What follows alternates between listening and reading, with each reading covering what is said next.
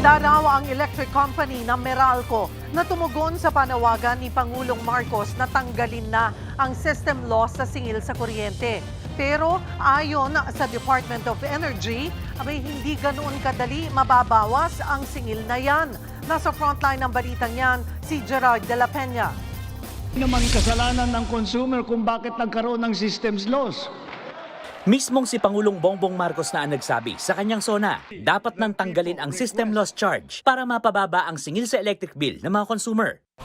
Ang rate na ito ay para sa nawawalang kuryente sa proseso ng pagpapadala ng supply mula sa mga planta papunta sa mga distribution utilities hanggang sa mga kabahayan at mga establishmento. Halos 20 taon na nakakaraan, ginamit ng Meralco sa TV commercial nito yung paghahalin tulad sa yelo para maipaliwanag yung medyo komplikadong konsepto nitong system loss. Ito halimbawa, bibili tayo ng yelo.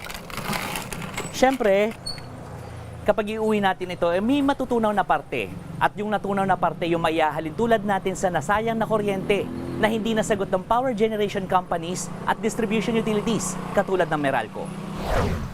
Kasama rin sa binabayaran ng mga consumer ang pilfered o kuryenteng nananakaw. Kaya kung matatanggal ang system loss sa electric bill, tinatayang aabot din sa 5 hanggang 10% ang matitipid ng mga consumer.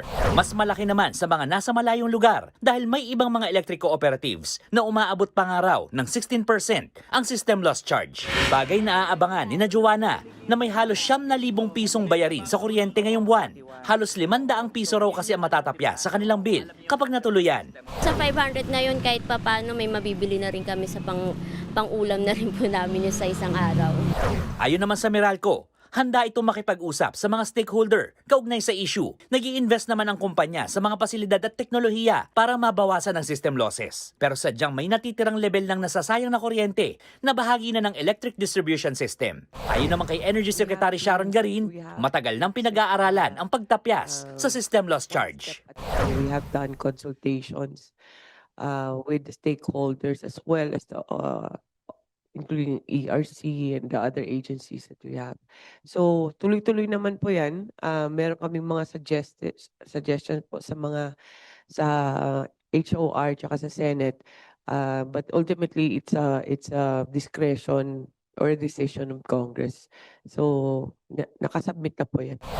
Kailangan kasing maamyendahan ng Electric Power Industry Reform Act o EPIRA Law para maisakatuparan yan. Target ng DOE na maipatupad ito sa loob ng 1 taon o sa susunod na SONA ng Pangulo. Kahit naman ang Energy Regulatory Commission o ERC, hihintayin daw muna ang gagawin ng Kongreso.